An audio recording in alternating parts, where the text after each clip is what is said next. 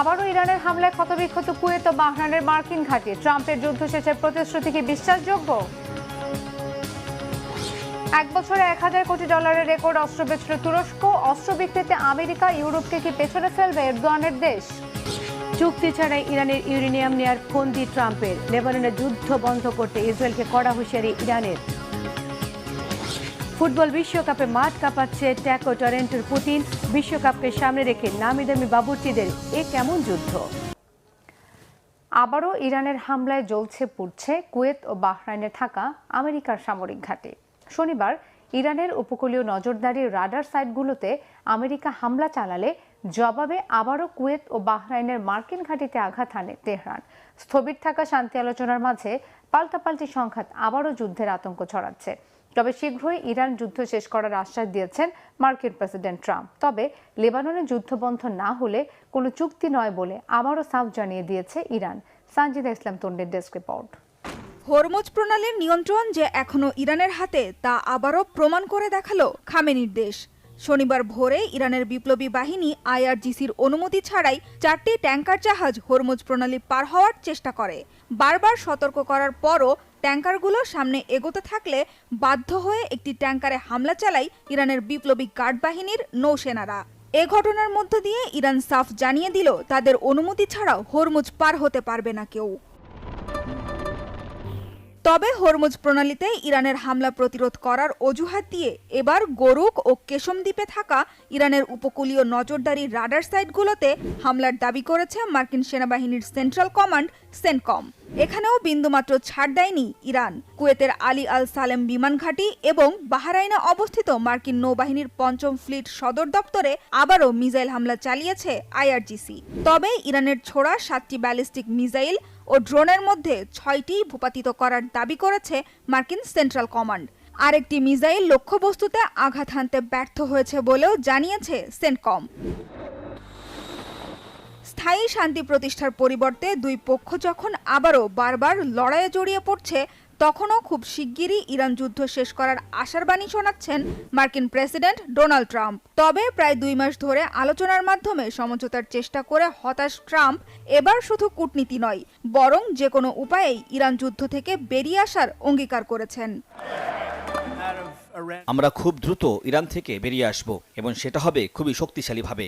যেভাবেই হোক, সেটা কাগজে কলমে হোক বা খুব কঠিন পথেই হোক, খুব কঠিন পথটাই হয়তো আমাদের জন্য সবচেয়ে সহজ হবে।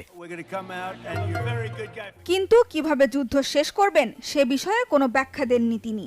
এদিকে শান্তি চুক্তির বিষয়ে নিজের দাবিতে সবসময় অনড় ইরান। পররাষ্ট্রমন্ত্রী আব্বাস আরাকচি সাফ জানিয়েছেন, লেবানন থেকে ইসরায়েলের সেনারা ফিরে না যাওয়া পর্যন্ত কোনো চুক্তিতে যাবে না তেহরান। ইরান ও যুক্তরাষ্ট্রের সাম্প্রতিক যুদ্ধে লেবানন এক অবিচ্ছেদ্য অংশ।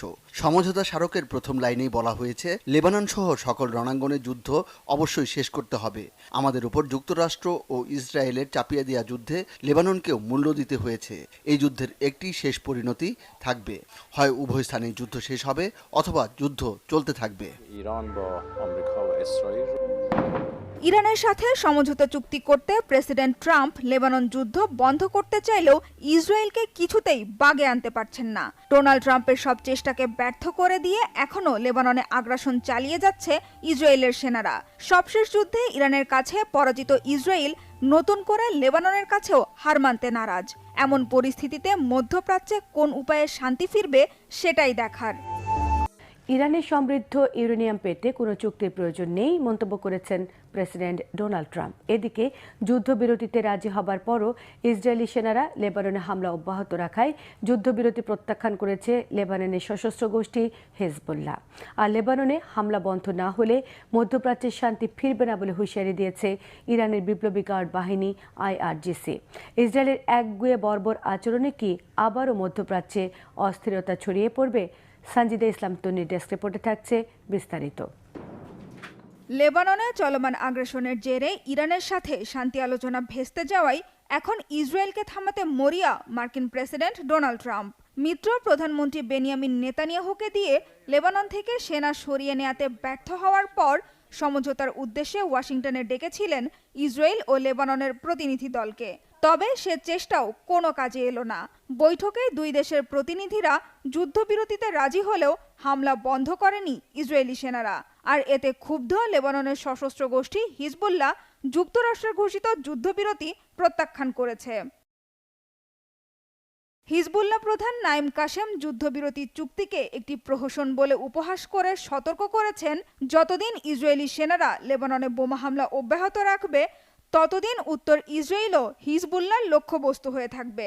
আর লেবানন থেকে ইসরায়েলি সেনাদের সরিয়ে না নেওয়া পর্যন্ত মধ্যপ্রাচ্যে শান্তি ফিরবে না বলে হুঁশিয়ার করেছে ইরানের ইসলামী বিপ্লবী বাহিনী IRGC। এতে কমে আসছে যুক্তরাষ্ট্র ও ইসরায়েলের মধ্যে নতুন করে আলোচনা শুরুর সম্ভাবনা। ইরানের পক্ষ থেকে যুক্তরাষ্ট্রের সাথে সব ধরনের আলোচনা বন্ধ থাকার বিষয়টি জানানো হলেও মার্কিন প্রেসিডেন্ট ডোনাল্ড ট্রাম্প বারবারই দাবি করেছেন আলোচনা চলছে এবং ভালো অগ্রগতিও হচ্ছে।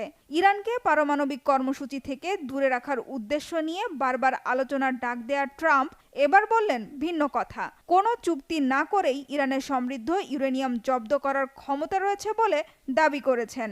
তবে এমন কিছু করার পরিকল্পনা নেই বলে জানিয়েছেন মার্কিন প্রেসিডেন্ট। আমরা ইরানের ইউরেনিয়াম এখনই পেতে পারি। আমার মনে হয় না আমরা সেটা চাইলে তারা আমাদের আটকাতে পারবে, কিন্তু তার কোনো কারণও নেই। আমাদের ইউরেনিয়ামের কোনো প্রয়োজন নেই, আমরা এটা এনে ধ্বংস করে দিতে চাই।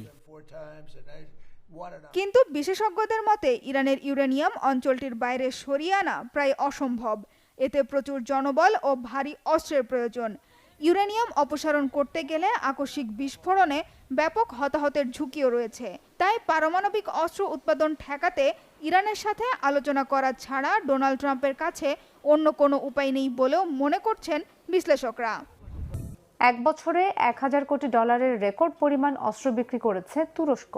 দামে সস্তা কিন্তু অনেক বেশি শক্তিশালী অস্ত্র ও ড্রোন বানিয়ে রীতিমতো বিশ্বকে তাক লাগিয়ে দিয়েছে এরদোয়ানের দেশ। এভাবে অস্ত্র উৎপাদন অব্যাহত থাকলে আসছে কয়েক বছরের মধ্যে আমেরিকা ও ইউরোপকে পেছনে ফেলে বিশ্বের অন্যতম শীর্ষ অস্ত্র রপ্তানিকারক দেশে পরিণত হতে পারে তুরস্ক। কিন্তু কিভাবে, কতটা এগিয়ে গেল এরদোয়ানের দেশ? হাফিজুল ইসলামের ডেস্ক রিপোর্টে জানবো বিস্তারিত।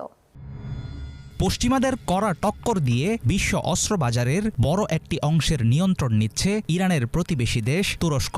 আমেরিকা ও ইউরোপকে বুড়ো আঙুল দেখিয়ে আন্তর্জাতিক ড্রোন সাম্রাজ্যের নতুন সুলতান হয়ে উঠেছেন প্রেসিডেন্ট এরদোয়ান। তার সামরিক কূটনীতি ও কৌশলী পদক্ষেপের মধ্য দিয়ে একসময়ের অস্ত্র আমদানিকারক দেশ তুরস্ক মাত্র কয়েক বছরেই পরিণত হয়েছে বিশ্বের অন্যতম শীর্ষ অস্ত্র রপ্তানিকারক দেশে। গত এক বছরেই $10 বিলিয়ন বা $1000 কোটি রেকর্ড পরিমাণ অস্ত্র বিক্রি করেছে আঙ্কারা। এই ধাক্কা তুরস্কের অর্থনীতিকে এক লাফে অনেক দূর এগিয়ে দিয়েছে। কিন্তু কিভাবে এমন অসাধ্য সাধন করল এরদোয়ানের দেশ?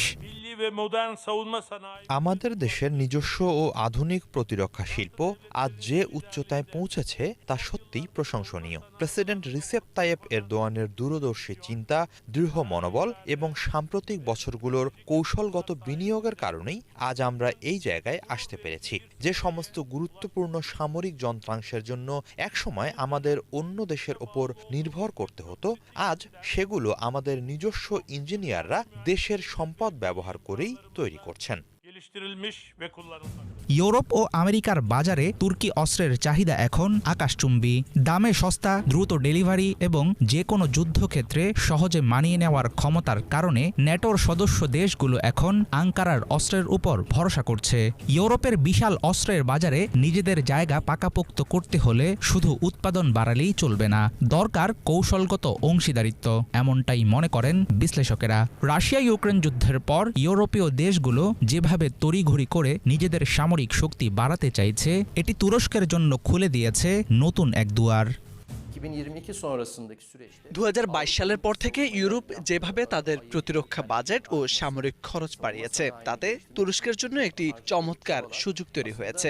অস্ত্র উৎপাদন ও নতুন প্রযুক্তি তৈরির ক্ষেত্রে তুরস্কের দারুণ সক্ষমতা রয়েছে। অন্যদিকে ইউরোপের এখন এমন সমাধান দরকার যা খুব দ্রুত কাজে লাগানো যায়। তাই বলা যায় মাঠের পরিস্থিতি এখন পুরোপুরি তুরস্কের পক্ষে। তুরস্কের সাম্প্রতিক রমরমা অস্ত্র ব্যবসার আড়ালে রয়েছে জটিল ভূরাজনীতি। চলমান পরিস্থিতিতে অনেকেই প্রশ্ন তোলেন, তুরস্ক কি প্রতিবেশী দেশ ইরানকে সামরিক সহায়তা করছে? সত্যিকার বাস্তবতা হলো দুই দেশের মধ্যে ঐতিহাসিক সীমানা ও আঞ্চলিক প্রতিযোগিতার পাশাপাশি বাণিজ্যিক ও কূটনৈতিক স্তরে ভারসাম্যপূর্ণ সম্পর্ক আছে ঠিকই, তবে তুরস্ক ইরানকে সরাসরি কোনো সামরিক বা ড্রোন প্রযুক্তি সহায়তা দিচ্ছে না। অন্যদিকে ইসরায়েলের সঙ্গে তুরস্কের সম্পর্ক এক সময়ের গভীর কৌশলগত অংশীদারিত্ব থেকে এখন রূপ নিয়েছে তীব্র শত্রুতায়। ফলে ইসরায়েলের উপর নির্ভরতা পুরোপুরি কাটিয়ে তুরস্ক এখন সম্পূর্ণ নিজস্ব প্রযুক্তিতে বিমান ও ক্ষেপণাস্ত্র তৈরিতে মন দিয়েছে, আর হাতে হাতে পাচ্ছে এর ফলাফল।